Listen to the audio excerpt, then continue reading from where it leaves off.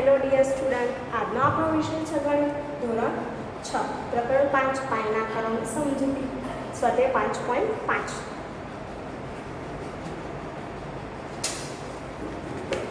હવે જોવાનું છે પ્રશ્ન 1 છે, નીચેનામાંથી કઈ પ્રતિકૃતિઓ લંબરેખાઓ દર્શાવે છે. નીચે આપેલું છે એમાંથી કઈ પ્રતિકૃતિ એવી છે કે જે લંબરેખા દર્શાવે છે એ ટેબલની સપાટીની પાસેની બાજુએ. બરાબર. બી રેલવેના ટ્રકના પાટા છે. સી મૂળાક્ષર એલની રચના દર્શાવતો રેખાખંડ. ડી મૂળાક્ષર વી. આપણે જોઈએ પહેલું એ રેલવેની ટેબલની સપાટીની પાસેની બાજુઓ.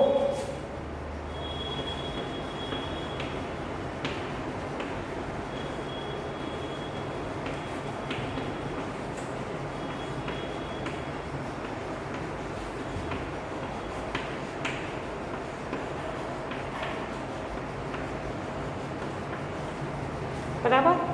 તો શું એ દર્શાવશે લંબરેખા? તો વિદ્યાર્થી મિત્રો હા, ટેબલની પાસેની બે બાજુઓ પરસ્પર લંબરેખાનું ઉદાહરણ છે. તો શું લખીશું? હા, ટેબલની સપાટીની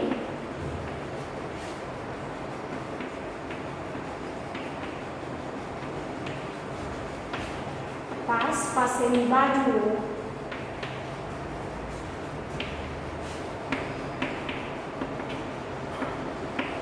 એ લંબરેખાનું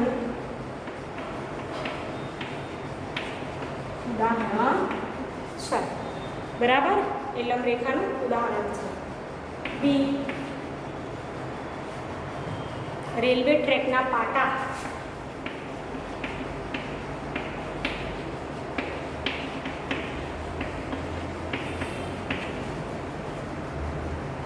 તો વિદ્યાર્થી મિત્રો, રેલવે ટ્રેકના પાટાઓ એ લંબરેખાઓનું ઉદાહરણ નથી.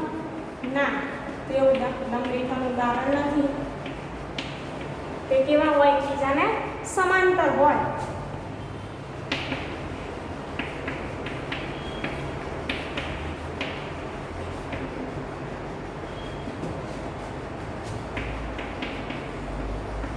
કારણ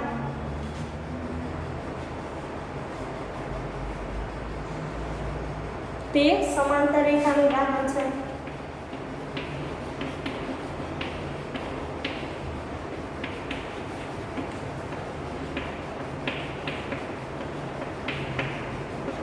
બે પાટા ક્યારે એકબીજાને અડતા નથી, એટલે કે ક્રોસ થતા નથી. બરાબર, એકબીજાને મળતા નથી.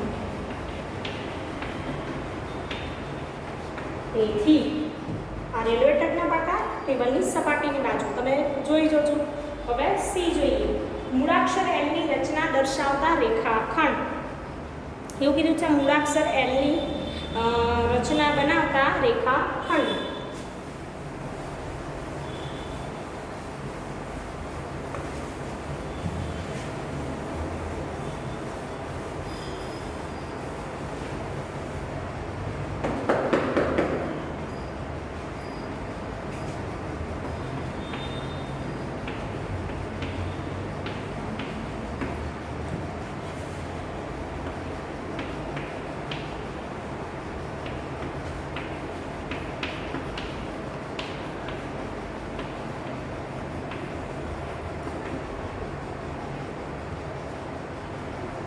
મૂળાક્ષર એલની રચના દર્શાવતા રેખાખંડ છે વિદ્યાર્થી મિત્રો. તો હા, તે લંબરેખાનું ઉદાહરણ છે.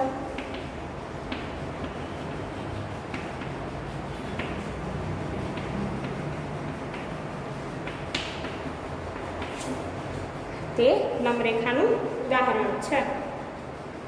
બરાબર, બે રેખાખંડો હોય તો કેવા છે? એકબીજાને લંબ છે.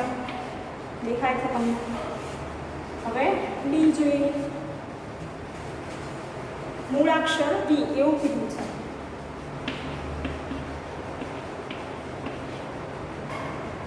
વી તો મૂળાક્ષર વી બનાવતા બે રેખાખંડો એ લંબરેખાનું ઉદાહરણ નથી.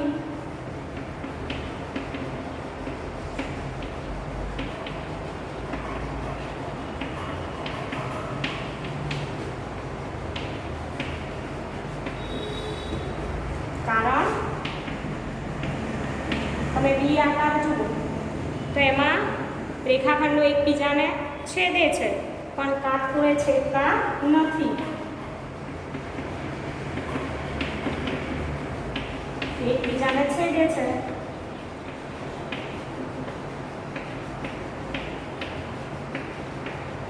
પણ કાટખૂણે છેદતા નથી. બરાબર, આવી રીતે આવશે. તમારે કોઈ પણ આવું લખ્યું હોય તો તમારે જવાબ લખવાનો અને કારણ લખવાનું છે. અહીંયા તમે વીની વાત કરી છે કે આ વી છે તો બંને એકબીજાને છેદે છે પણ કાટખૂણે નથી. અને આપણે લંબરેખાની વ્યાખ્યા યાદ કરીએ તો બે રેખાખંડો એકબીજાને છેદે કે રેખાઓ એકબીજાને છેદે પણ ક્યાં? તો કાટખૂણે. એનું માપ 90 અંશ થતું હોવું જોઈએ તો કહેવાય લંબરેખા. હવે પ્રશ્ન 2 જોઈશું.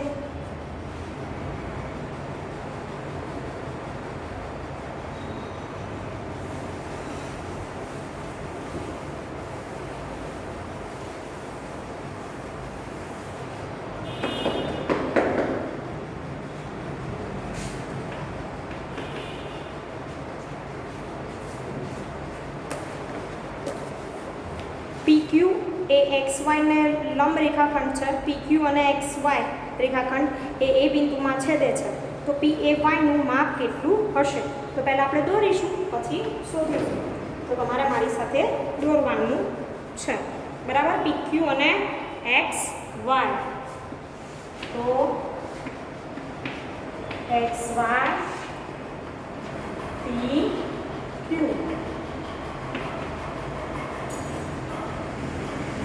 અને અહીંયા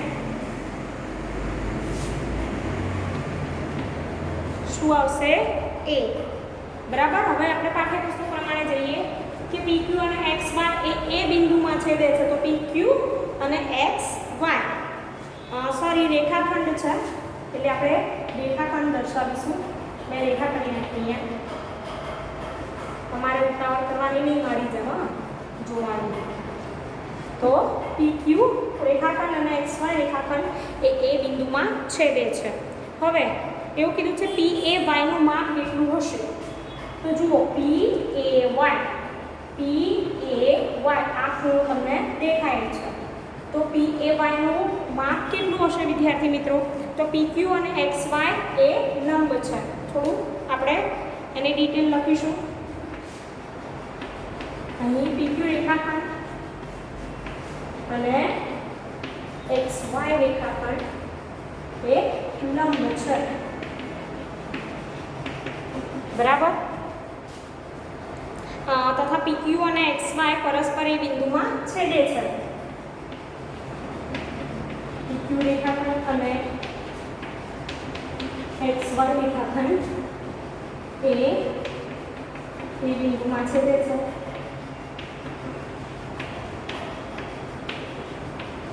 માટે માપ ખૂણો PAY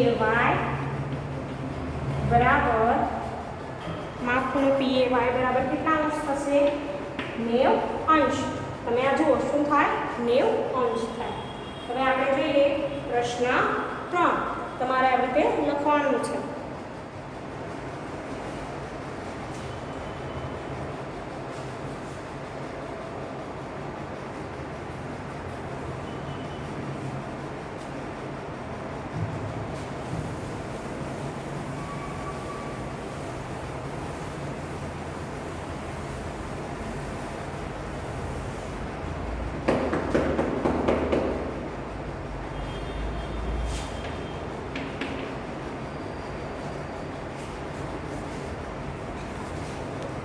તમારી કંપાસ પેટીમાં 2 કાટખૂણિયા છે. તેમના કોર્નર પર રચાતા ખૂણાનું માપ કેટલું હશે? શું તેમના કોઈ એક ખૂણાનું માપ સરખું છે? એવું કીધું છે. તો વિદ્યાર્થી મિત્રો આપણી કંપાસ પેટીમાં 2 કાટખૂણિયા છે. કોર્નર પર રચાતાનું માપ કેટલું હશે અને શું તેમના કોઈ એક ખૂણાનું માપ સરખું છે? એવું કીધું છે. હવે કાટખૂણિયાની વાત છે તો આપણે જોઈએ.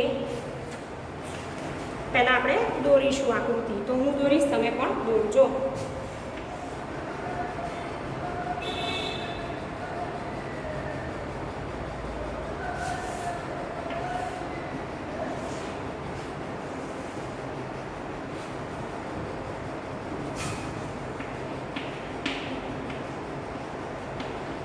90° અને 30°, 60°, 90° અને 30°. એવી રીતે બીજું દોરીશ. બરાબર.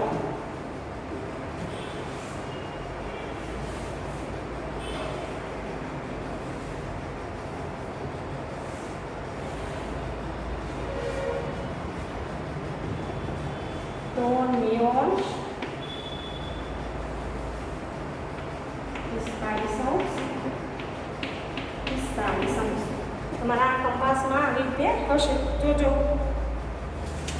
તો આપણે લખીશું પહેલા કાટખૂણિયાના ખૂણાઓના માપ.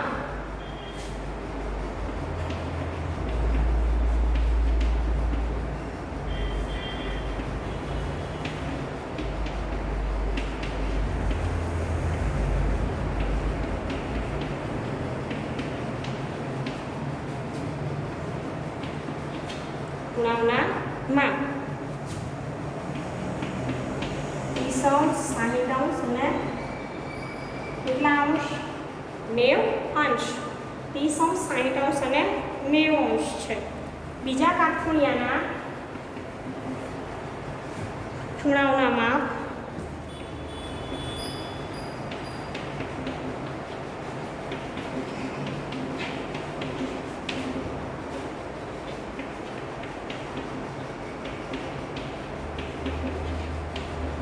કેટલા છે? તો અહીંયા જુઓ તમે, 45° અને 90° છે.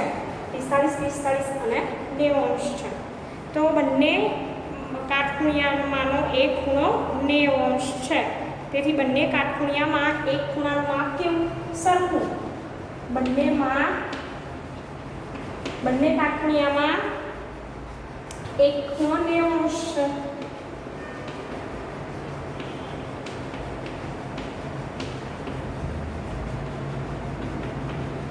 તેથી બંનેમાં એક ખૂણો સરખો છે.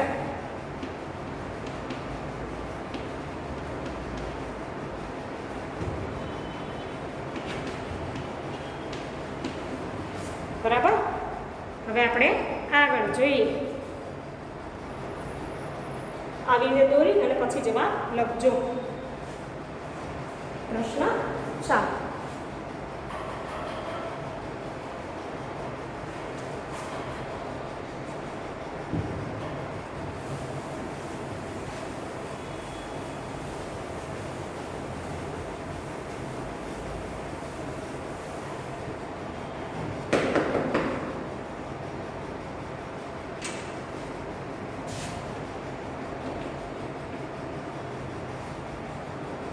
એવું કીધું છે કે નીચેની આકૃતિનું અવલોકન કરો. રેખા L એ રેખા M ને લંબ છે અને એ છે કે CE = EG છે. વિદ્યાર્થી મિત્રો, CE = EG છે એવું છે. પછી બીજું છે કે શું PE એ CG નું દ્વિભાજન કરે છે? પછી PE રેખાખંડ અને CG રેખાખંડની વાત છે. પછી શીપ પ્રશ્નમાં જુઓ કે PE રેખાખંડ લંબ દ્વિભાજક બનતો હોય તેવા બે રેખાખંડ શોધી કાઢો. અને ડી, શું નીચેનું સત્ય છે? તો આપણે એની ચકાસણી કરવાની છે આકૃતિમાં જોઈને. તો ચલો આપણે તેની શરૂઆત કરીએ. પહેલું કીધું છે કે CE = EG. બરાબર.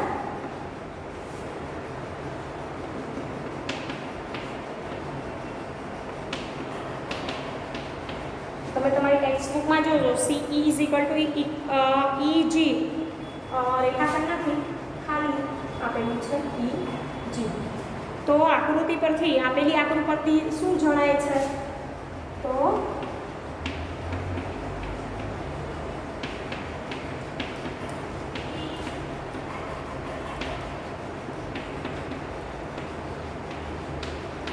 જણાય છે કે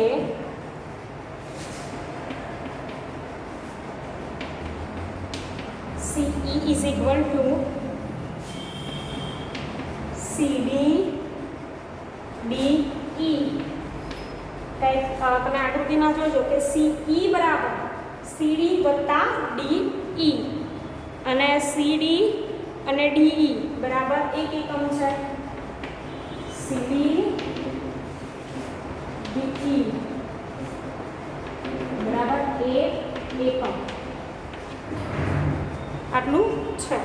હવે આગળ જોજો, ટેક્સ્ટ બુક પ્રમાણે તમે આકૃતિ જોતા રહેજો જોડે જોડે. એવું કીધું છે કે સીડી અને ડીઈ છે, તો 1 એકમ હોય તો 1 + 1 કેટલા થાય? 2 થાય. બરાબર, તો 2 એકમ. એવી રીતે હવે ઈજીની વાત કરીએ. આપણે આગળ આવું શીખી ગયા હતા, બરાબર, આગળના ચેપ્ટરમાં. ઈજી બરાબર EF વત્તા FG. EF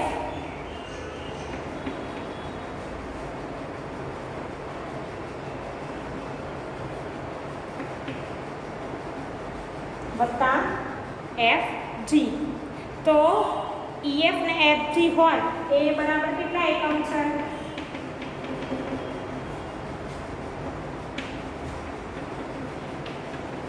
1 એકમ.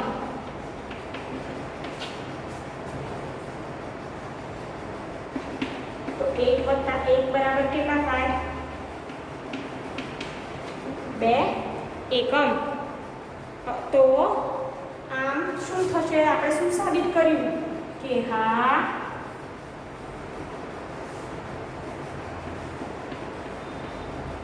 CE બરાબર EG એ સાબિત થાય છે. CE બરાબર EG. આ રીતે તમારે લખવાનું છે.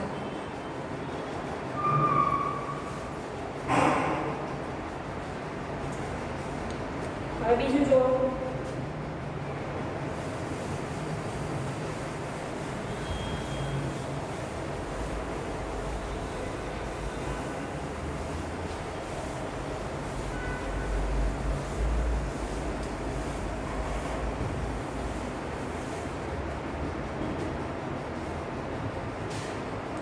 કે શું PE રેખાખંડ એ CG નું દ્વિભાજન કરે છે એવું કીધું છે.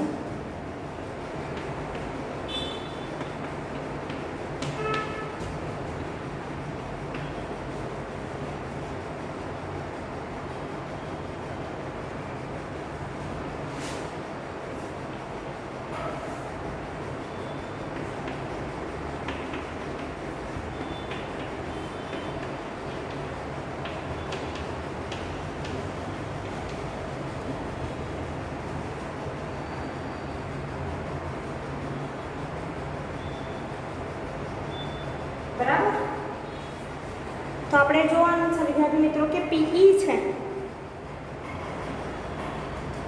એ CG નો દ્વિભાજક છે કે નહીં. તો તમને આકૃતિમાં જુઓ ને તો તમને ખબર પડી જાય. તો આપણે લખીશું ઉપર એમાં સાબિત કર્યું કે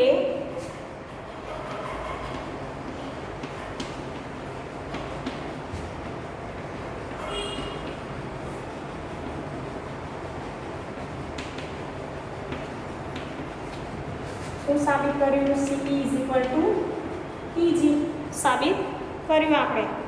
બરાબર,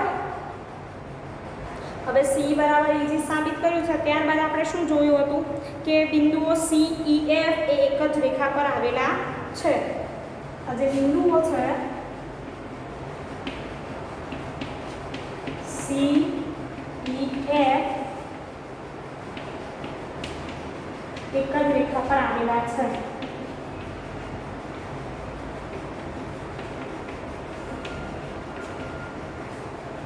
ત્યારબાદ E એ CG રેખાખંડનું E એ CG રેખાખંડનું મધ્ય બિંદુ છે. બરાબર, એટલે હા બીજી રેખાખંડ એ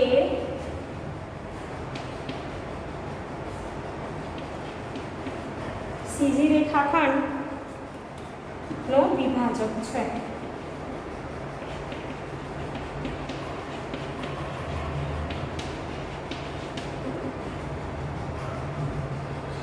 વિદ્યાર્થી મિત્રો? હવે આપણે આગળ જોઈએ સી. તમારે આવી રીતે લખવાનું.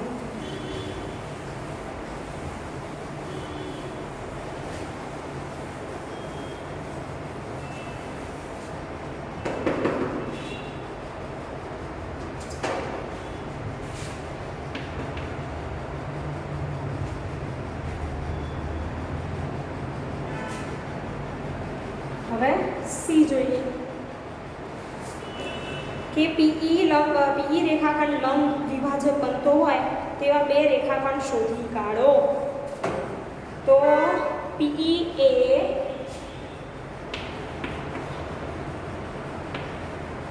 કોને કોને, તો ટેક્સ્ટ બુકમાં તમે જોજો DF CG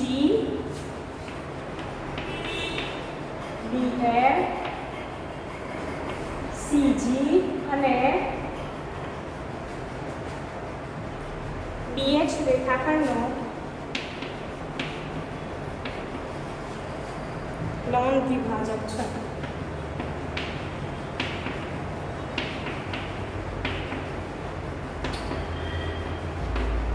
બરાબર. હવે ડી જોઈએ.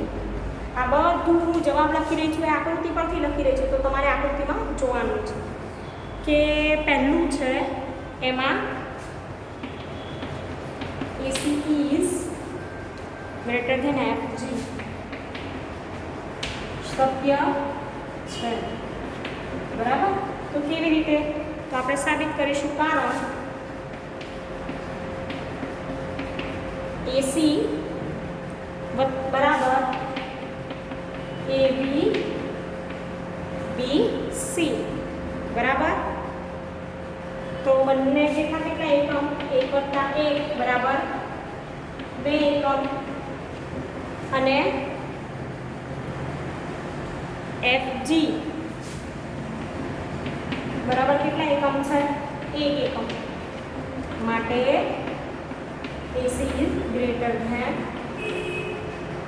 FG.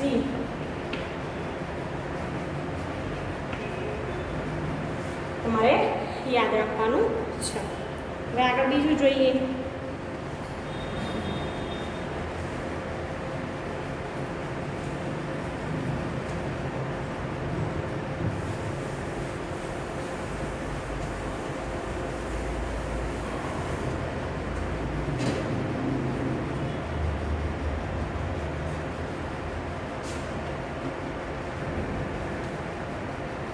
CD બરાબર GH. CD અને GH સરખા છે એવું કીધું છે, તો એ પણ શું છે? સત્ય છે. હા, એ સાચું છે. બરાબર. કેવી રીતે? તો CD બરાબર 1 એકમ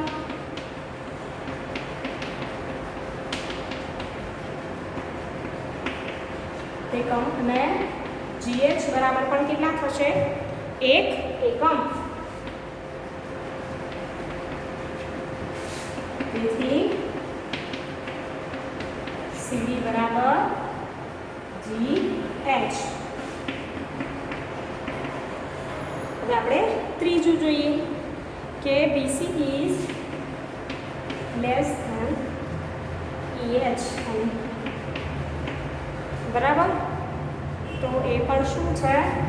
સત્ય છે. કેવી રીતે? તો તમે આકૃતિમાં જુઓ કે BC બરાબર કેટલા એકમ? 1 એકમ. અને EH બરાબર EF FG અને GH 1 + 1 કેટલા એકમ? 3 એકમ. માટે BC કરતા EH કેવા છે? મોટા છે.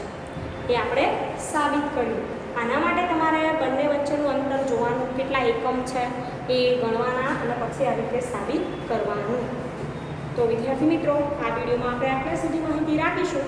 બીજી માહિતી આપણે આગળના વિડીયોમાં જોઈશું. અને હું તમને જે સ્વાધ્યાય ગણાવું છું, દાખલા ગણાવું છું, પ્રશ્નો પરથી જવાબ લખીએ છીએ આપણે આકૃતિઓ પરથી, તો એ તમારે નોટબુકમાં સારા અક્ષરે લખવાનું છે અને સમજવાનું પણ છે. Thank you.